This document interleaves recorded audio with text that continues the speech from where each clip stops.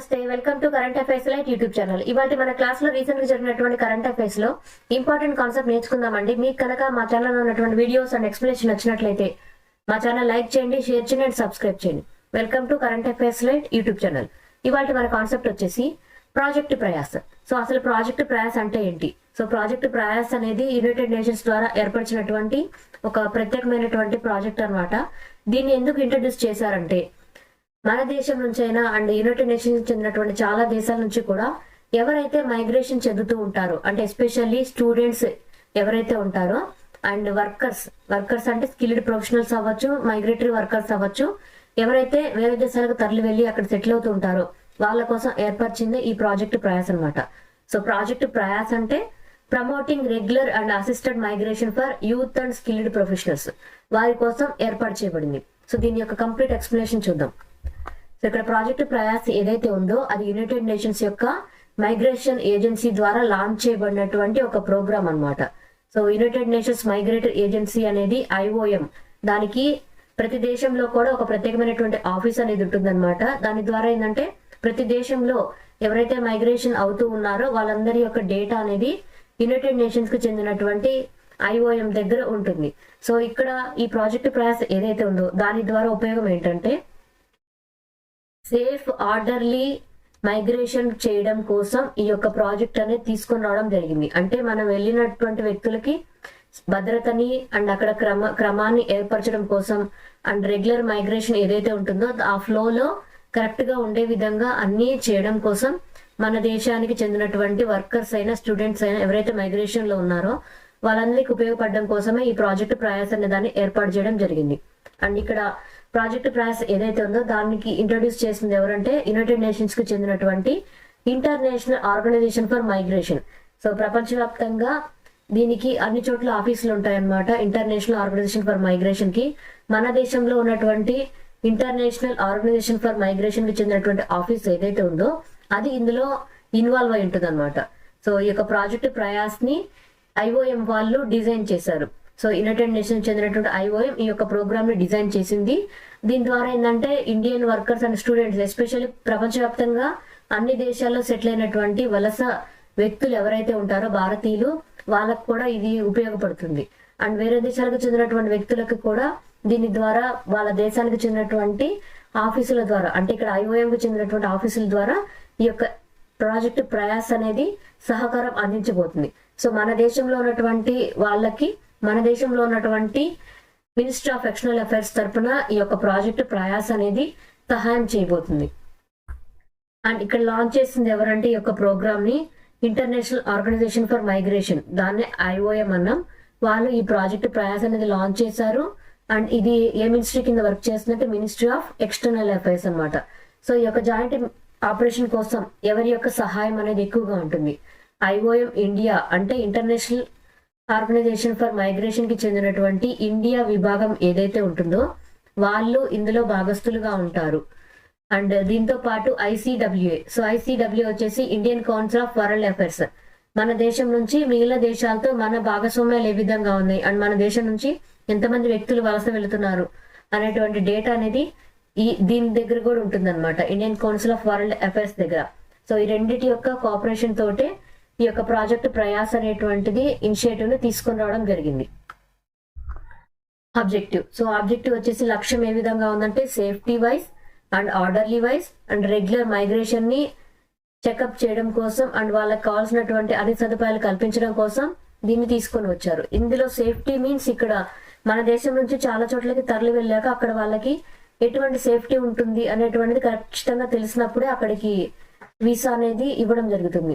లేదా ఇది కనుక ఫ్రాడ్లెంట్ కనుక ఉన్న అటువంటి సిచ్యువేషన్ లో ఈ యొక్క ప్రాజెక్ట్ ద్వారా ఏం చేస్తారంటే వాళ్ళని ముందుగానే స్టాప్ చేసి వాళ్ళకి కావాల్సినటువంటి సేఫ్టీ రూల్స్ అనేవి ముందుగానే చెకప్ చేస్తారు. అండ్ ఇక్కడ ఏదైతే మనం ప్రాజెక్ట్ తీసుకొని వచ్చామో దీని ద్వారా ఏంటంటే సెంట్రల్ గవర్నమెంట్ ఇన్వాల్వ్మెంట్ ఉంటుంది అండ్ స్టేట్ గవర్నమెంట్ యొక్క ఇన్వాల్వ్మెంట్ అనేది కూడా ఉంటుంది.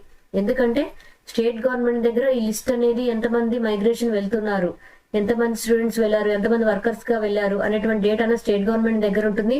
And especially minister of external affairs యొక్క భాగస్వామ్యం ఇందులో ఉంటుంది. కాబట్టి దీనిలో సెంట్రల్ గవర్నమెంట్ కూడా ఇన్వాల్వ్ అయి ఉంటుంది. దీని ద్వారా ఏంటంటే state governments and central government ministry of external affairs రెండు ఇన్వాల్వ్ అవడం ద్వారా మన దేశం నుంచి తరలి వెళ్లేటువంటి మైగ్రేటరీ వర్కర్స్ కి ఏదైతే మైగ్రేషన్ సైకిల్ అని చెప్పుకున్నామో ఈ మైగ్రేషన్ సైకిల్ అనేది కరెక్ట్ గా ఉండే విధంగా ఎప్పటికప్పుడు ప్లాన్ చేయడం జరుగుతుంది అనమాట.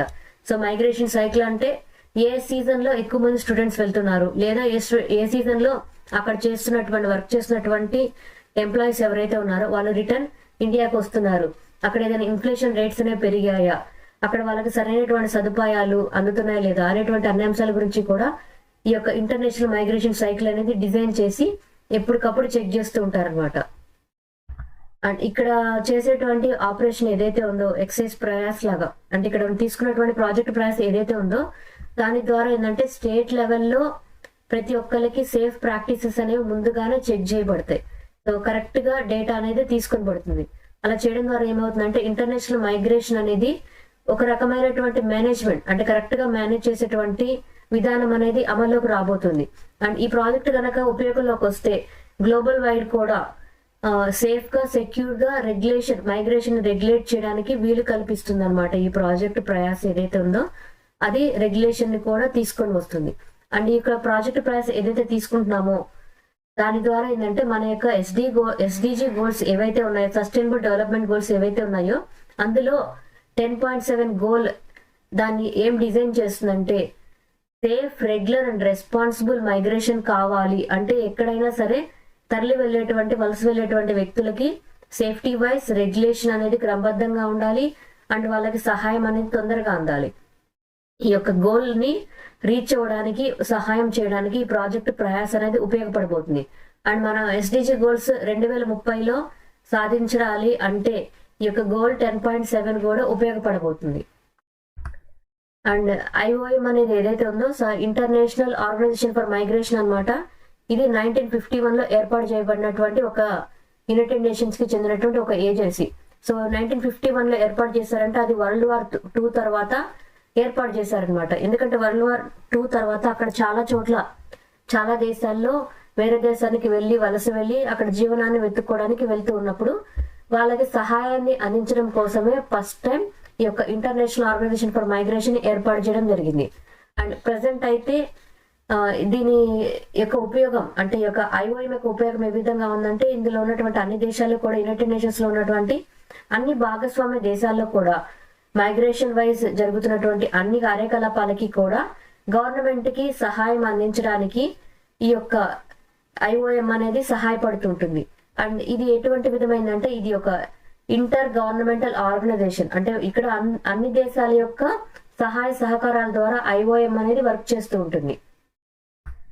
మెంబర్షిప్, సో ఇక్కడ మెంబర్షిప్ వైజ్ వచ్చేసి ఇందులో నియర్లీ 173 దేశాలు అనేవి ఉన్నాయి. అండ్ దీంతో పాటు 8 అబ్జర్వర్ స్టేట్స్ కూడా ఉన్నాయి. స్టేట్స్ అంటే ఇక్కడ కంట్రీస్ అనమాట. 8 అబ్జర్వర్ కంట్రీస్ అనేవి ఇందులో ఉంటాయి. అండ్ దీని యొక్క హెడ్ క్వార్టర్స్ వచ్చేసి జెనీవా, స్విట్జర్లాండ్ లో ఉంది. సో దీని యొక్క ప్రమోషన్ వైజ్ వచ్చేసి ప్రతి ఒక్క చోట కూడా మానవతా దృక్పథంతో కావాల్సినటువంటి సహాయాన్ని అందించడం అండ్ మైగ్రేషన్ పరంగా ఏదైనా తక్షణ సహాయం అవసరమైతే దాన్ని అందించడానికి కూడా ఇది ఉపయోగపడబోతుంది. అండ్ ఇక్కడ ఇంకొకటి ఏంటంటే లింక్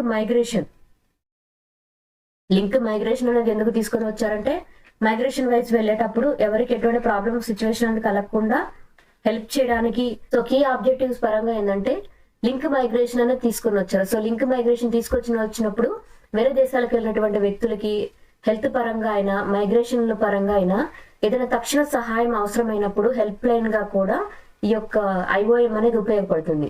అండ్ ఇక్కడ లేబర్ మైగ్రేషన్ ఉండటం ద్వారా ఏంటంటే ఎక్కడన్నా హ్యూమన్ ట్రాఫికింగ్ కనుక జరిగితే వాళ్ళు ఇన్వాల్వ్ అయ్యి అక్కడ వ్యక్తులకి సహాయం చేయడానికి కూడా ఉపయోగపడుతుంది అన్నమాట. యుఎన్ రిలేషన్షిప్ వచ్చేసి ఇది యునైటెడ్ నేషన్స్ తోటి కంప్లీట్ గా ఇన్వాల్వ్ అయిపోయి 2016 నుంచి వర్క్ చేస్తుంది అనమాట. ఎస్పెషల్లీ మైగ్రేటరీ వర్కర్స్ కోసం. మన ఇండియా అండ్ ఐఓఎం ఎప్పుడు నుంచి కలిసి పనిచేస్తున్నాయి అంటే ఇండియా ఎప్పుడు ఈ ఐఓఎం లో భాగస్తులుగా అయిందంటే 1992 నుంచి ఇండియా కూడా ఈ ఐఓఎం ని యాక్సెప్ట్ చేసి అందులో భాగంగా ఉంది. అంటే మన దేశానికి కూడా ఐఓఎం నుంచి కావాల్సినటువంటి అన్ని డేటా అనేది లభిస్తుంది అనమాట. సిగ్నిఫికెన్స్, సో ఇప్పుడు తీసుకున్నటువంటి ప్రాజెక్ట్ ప్రయాస్ ఏదైతే ఉందో దాని ద్వారా ఏంటంటే నియర్లీ మన దేశం నుంచి తరలి వెళ్ళినటువంటి వ్యక్తులు నియర్లీ 32 మిలియన్ ఇండియన్స్ ఎవరైతే ఉన్నారో వాళ్ళందరికీ కూడా వేరే దేశాల్లో ఎటువంటి ఫెసిలిటీస్ అందుతున్నాయి, వాళ్ళకి కావాల్సినటువంటి అన్ని సదుపాయాలు అందుతున్నాయా లేదా, వాళ్ళకి సేఫ్టీ అనేది సరిగ్గా ఉందా లేదా, ఇటువంటి అన్ని అంశాలని కూడా కల్పించడానికి ఈ యొక్క ప్రాజెక్ట్ ప్రయాస్ అనేది సహాయం అందించబోతుంది.